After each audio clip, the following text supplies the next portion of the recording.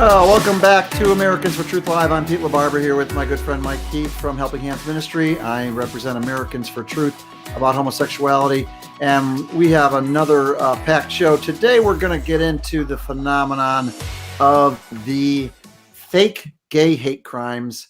There are so many. You could fill a book just trying to document what happened. But we're going to get into this Jussie Smollett story. It's percolating in the conservative press. It's starting to even percolate in the secular press. I suspect this is another fake anti-gay, anti-black hate crime. Jussie Smollett is an actor who claims he was viciously beaten, and even somebody poured bleach on him and put a noose around his neck. But it's very fishy. But we want to put it in context. But before that, Jared Heath, I want to ask you, I realize I made a bad mistake. I won't do it again. I didn't give you the link, and I was telling you to play the link from, it turns out it was Donald Trump Jr. at the Trump rally, the Donald Trump rally recently, a couple days ago in El Paso. And I did not give you the link, but I kept telling you to play it. So I've teed it up for you there. The part I was referring to where Donald Trump Jr. Recognizes conservative kids and tells them, don't buy all the crap that you get from the educational system. If you could play that, Jared.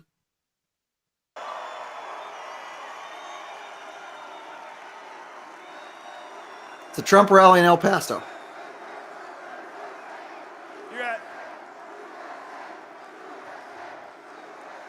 And you know what I love?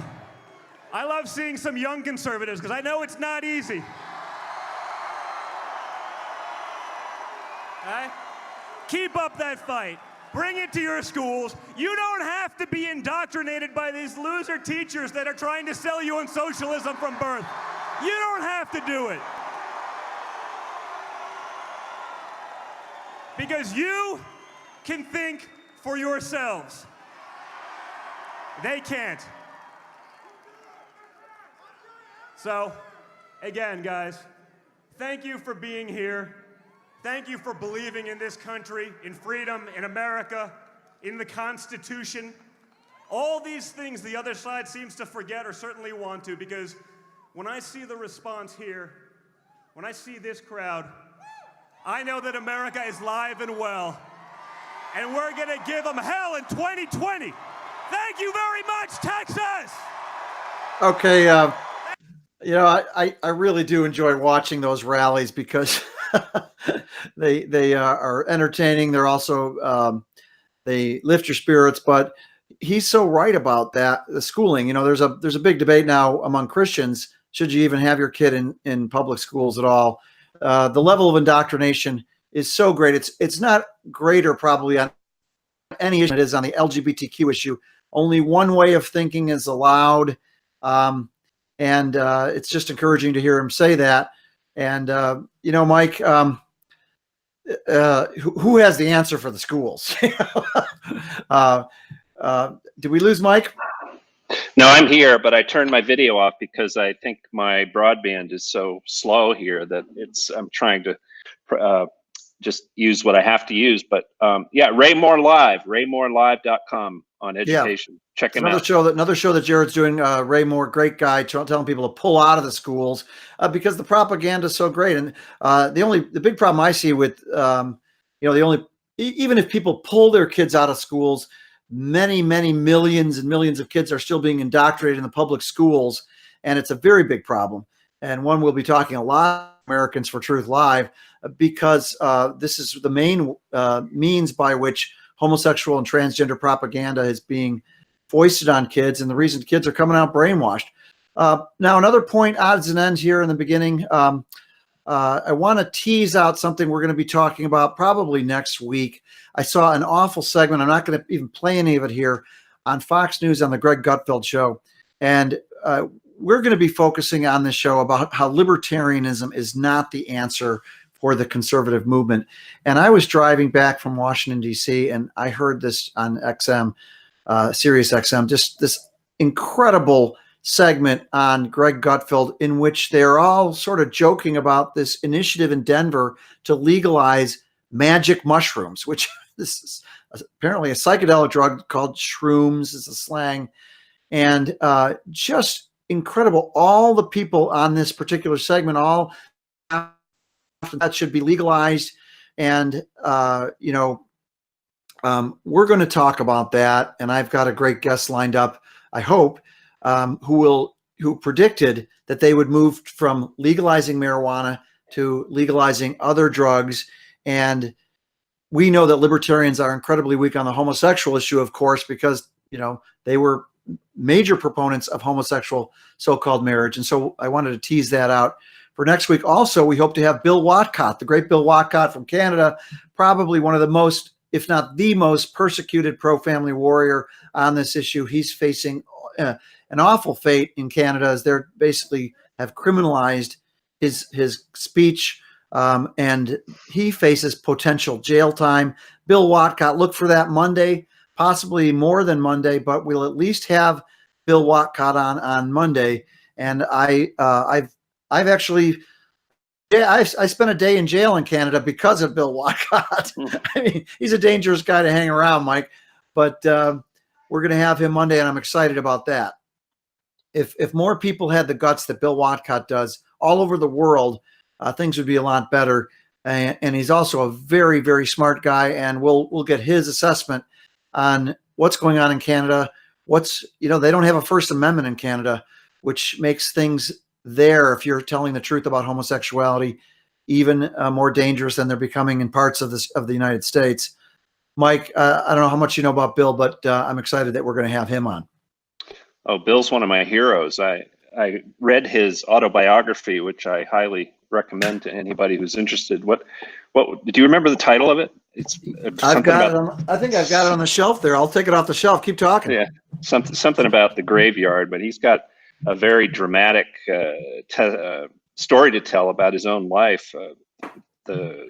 His past was pretty evil, and he overcame that and has gone on to became a registered nurse, earned that designation in Canada, and then got into all kinds of trouble because he wouldn't back down to the pro-death forces.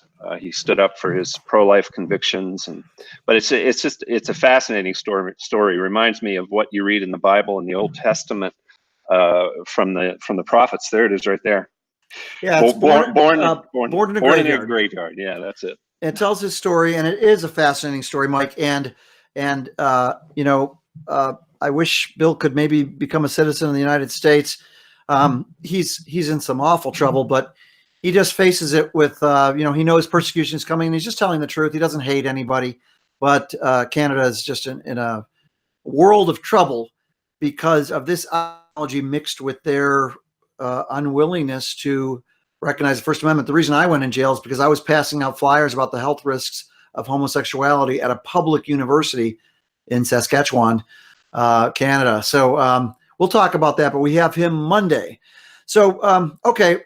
I want to move to this Jussie Smollett story. Jared, if you could pull up the first story I left you there. This is a National Review story. This is a guy, this one, first of all, let's talk about who he is. He's a star of a show called Empire. He's a singer. He's very popular. He's also very left-wing, is my sense. He's an open homosexual. And he pull up that Twitter feed, Jared. There's sorry if this is not, the show is always not for children. He's got a thing there. I voted F the patriarchy. He's an anti-Trump. He was an anti-Trump activist, probably still is an anti-Trump activist. And he claims it's a very suspect, I think, his claim of a hate crime, but of course the news ate it up. He claims he was walking on January 29th. He was coming out of a subway sub shop in Streeterville in Chicago. It's a community in Chicago. And he claims he was brutally attacked by two guys. Later, he claimed they said, "This is MAGA country." In other words, the Trump slogan, "Make America Great Again." He claims he had bleach, an unknown chemical poured on him. He claims that a noose was put around his neck. But immediately there were problems emerging with the story. There was video all around, and yet there was only 60 seconds unaccounted in video. They found two people on a video, but they later said they're not even suspects. His story is changing, and it's just when I heard this, I was immediately suspicious, not because I would support. I can't believe that anybody would ever commit crimes against homosexuals or black people. Of course, there have been horrible crimes. And let me make clear that if there was a man convicted who actually, murdered a homosexual and he was convicted of it and it deserved it, I think he should get the death penalty. I'm a firm believer in the death penalty. I don't go for this liberal nonsense that the death penalty is unjust. I believe the death penalty is actually about justice, and I believe vicious, horrible murders deserve the death penalty and would actually make it less likely that other people would be murderers, and it certainly takes murderers off the streets. So it's not that. It's just that there have been so many fake hate crimes staged by gay activists, especially just so many, and we're going to talk about one in Nebraska. But Jared, pull up the NRO story. In the conservative world now, there's lots of questions coming about this Jussie Smollett story. And Jared, did I send you the one, the Chicago News, NBC5, Chicago News story? Maybe we should play that first. It sort of shows how the media immediately rushed in. And everybody, started talking about this, and it got the desired effect. Let's play that story. I think there's two stories there, Jared, one right after the other. This is the main NBC station in Chicago.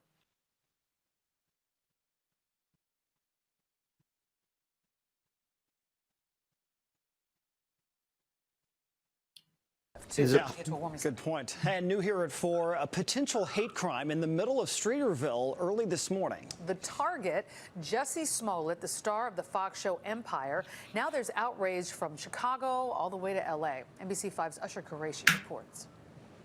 Officials say two men approached the 36-year-old Empire actor around 2 a.m. after he left his Streeterville apartment to get something to eat. According to police, Smollett says the men hurled racial and homophobic slurs at him and beat him with their fists. Smollett describes them pouring an unknown chemical on him believed to be bleach and says the men tied a noose around his neck. Chicago police say they are taking the attack very seriously and treating it as a possible hate crime.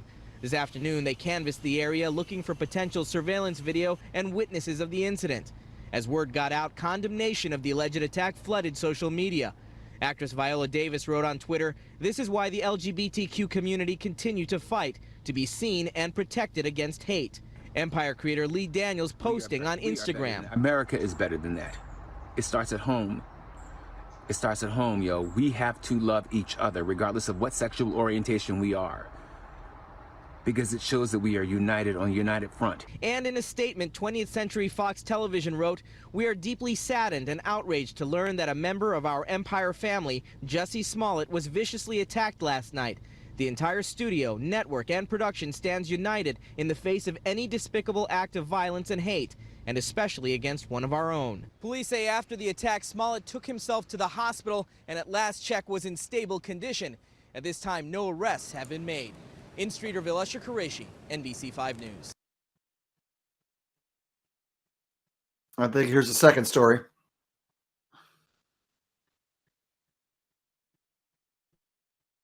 Tonight at 10, Chicago police say actor Jussie Smollett turned over his partial phone records today as the investigation continues into the reported attack on him. Smollett told police he was on his phone with his manager at the time of the attack on January 29th. Chicago detectives plan to analyze the phone records to see if they can help with the timeline of the attack. New information at 10 about. That's good enough for now, guys. But there's all sorts of problems. The police ultimately rejected those phone records. They need the actual phone records, and it appears the ones they got were redacted. There's a problem. There's all sorts of Twitter just went nuts. Some of the conservatives on Twitter, because they're saying, they're making light of the fact that he into his sandwich despite being victimized in this awful way. And it's just starting to stink to high heaven. Now, I want to play, again, if there's truly an attack, if it's proven that there was truly an attack against Jussie Smollett, I will gladly eat my words. We condemn all violence and hatred against not just homosexuals, but anybody. Of course, it's not about that. But there is a long, long history of fake hate crimes going way back. Even I remember reading the book about Harvey Milk, a homosexual activist icon, and the book, which is really a hagiography. It was written by a actual sort of a friend of Harvey Milk. This is one of the most famous gay activists ever. He says in the book that there's a lot of suspicion that Harvey Milk staged a fake hate crime against his own camera shop. And so there's a long history of this. Our good friend Scott Lively, who's a longtime pro-family warrior, Mike Scott, has been victimized by fake hate. And he has stories to tell. This goes way back. And Jared, pull up the story of Charlie Rogers, who this is a very famous fake anti-gay, supposed anti-gay hate crime. Charlie Rogers, a female basketball star in Nebraska. Pull that one up, Jared.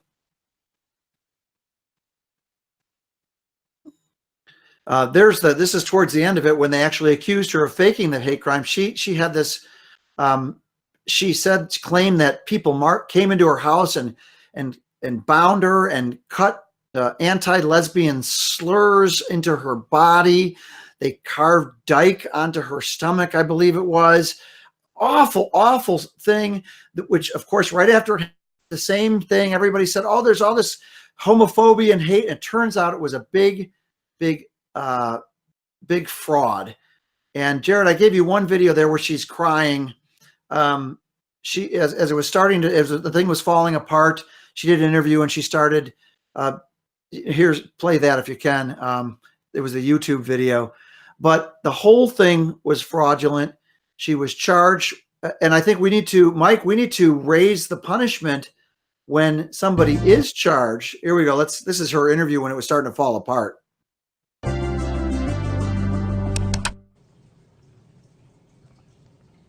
It's Charlie Rogers. Being a victim in a situation like this, or survivor, and then having your integrity questioned, I guess, it feels very victimizing again. You weren't a victim. She wasn't a victim. She was the victimizer by staging the hate crime. It makes an already difficult situation more difficult.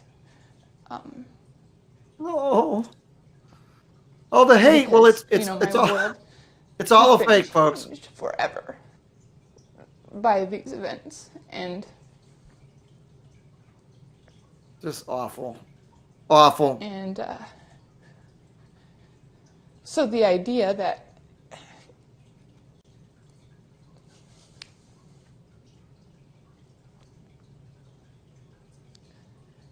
people think it's a lie. So, oh no.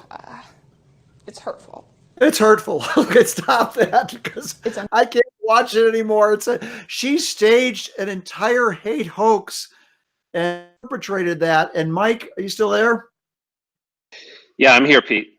I think we really need some federal legislation to ratchet up the penalties for these hate hoaxes, because Charlie Rogers pleaded no contest to this to this hoax, staging an entire thing, claiming that people cut her body all over the place. And I think even we're going to torch her house. I mean, the whole thing, we've seen this time and time again, Mike, and every time the media and the entire liberal establishment rush to say, we have to, oh, this is horrible, this homophobia. And half the times, I mean, there's been so many of these, you know, it's like the boy who cried wolf. Well, and I think the main point of this, Peter, as I watched her acting this part, is cognitive dissonance, creating, using powerful emotions to break people free from from reality. Right. Because I mean, this is powerful, right? Watching this, right? I mean, how could she be? No, she's not. Peter, you're laughing at her. You're the mean guy because you're laughing. Right. Look at her. She's crying. How could you be so? See, that sets it disconnects the rational part of the brain, you know, that can think and that is going after the truth in order to make reasonable decisions, from the more emotional part of us, and the emotional part wins. It's easier for the emotional part. Well, and they're all on emotion, Mike. And what's really sad is there's enough real hate in the world. There are people who hate homosexuals and who are racist, who hate black people. There are those people, but there's not enough for the left. The left is manufacturing hatred, or to quote my friend Eric Holmberg, manufacturing martyrs. And we've seen it time and time again, because their whole narrative is that we're the boogeyman, that there's a bunch of hateful Christians out there targeting homosexuals, and it just doesn't exist. And so what do they have to do? They have to make it up. And it's happened time and time again, so many times now that they've actually undercut their own tactics, because now people are getting woke, to quote the left. They're waking up to the fact that, hey, there's a lot of these fake hate crimes. Yeah, and Pete, I wanted to thank Jeff Nell for being on the show for the second time. We got someone in the queue, what we call the queue, whatever the huddle is a name another host uses for this. But people who are watching or listening can join in. They just need to get in touch with you through your website and let you know, and we'll send them an email ahead of time and they'll get the link. But Jeff, I know, goes to the streets, I'm pretty sure, Jeff, and you preach the gospel there. And you've probably noticed a rising intensity, emotional intensity against your preaching, which has a proud tradition in the United States. But I think this kind of thing that this woman's doing, this acting, this highly emotional thing that's publicized through TV, is having a real negative effect. It's making people become very hateful toward the truth. Isn't that? Have you seen that, Jeff? Absolutely. Absolutely. This reminds me of back in the last decade about the Matthew Shepard bill and how that was designed specifically. And what I see this Charlie's doing, she's mimicking the Matthew Shepard situation. And she's seeing this, she's not being on her own. She's not a lone wolf. She's actually a product of the program, and she's influenced, and she was influenced by it and by the staff or the community that she's involved in. So she was not a lone wolf. Yeah, there's a lot of, and you're referring to the Matthew Shepard crime, which was again that was an actual openly homosexual college student who was killed, but they tried to pin it on religious folk. In fact, I remember, I've been in this movement long enough, guys. I was working for, I think, Family Research Council at the time, or maybe Concerned Women for America. I can't recall, but the Human Rights Campaign, which is the main homosexual lobby group, when Matthew Shepard was killed, they blackened their screen and they tried to link it to the quote religious right. It turns out there's a lot of drugs involved. There was a lot of there was a whole book written by a gay author about the Matthew Shepard crime, basically saying there's a lot more to it. It was drug. It was probably a drug murder. It wasn't a religious, he wasn't killed, quote, because he was gay. And we'll talk about that more. But absolutely, this has been the enterprise of the left has been to say that conservatives are the haters. And lo and behold, look at all these anti-gay hate crimes. Well, and some of them aren't as serious as this. I mean, there was one where the person wrote something against, I think it was a lesbian at a restaurant, and they were It was somebody who was served by a homosexual, and they allegedly wrote something hateful towards the server who was homosexual. That was disproven. There's been others like that. So, we see these things coming again and again. But now let's go back to Jussie Smollett, because what's happened now is, and I do credit Trump a little bit, because it seems like that conservatives are now more aggressive. They're not buying it. The media, of course, all bought this. Now there's going to be a lot of eggs on people's faces if this thing goes down in flames. But Jared, pull up the Amazing Lucas video. This is a black conservative. Well, I don't know how conservative it is. I've never seen his video. This is the first video I've seen of him, but here's an African-American guy who's just sort of had it. He doesn't believe this Jussie Smollett story. And I want to watch some of this, at least a few minutes of it.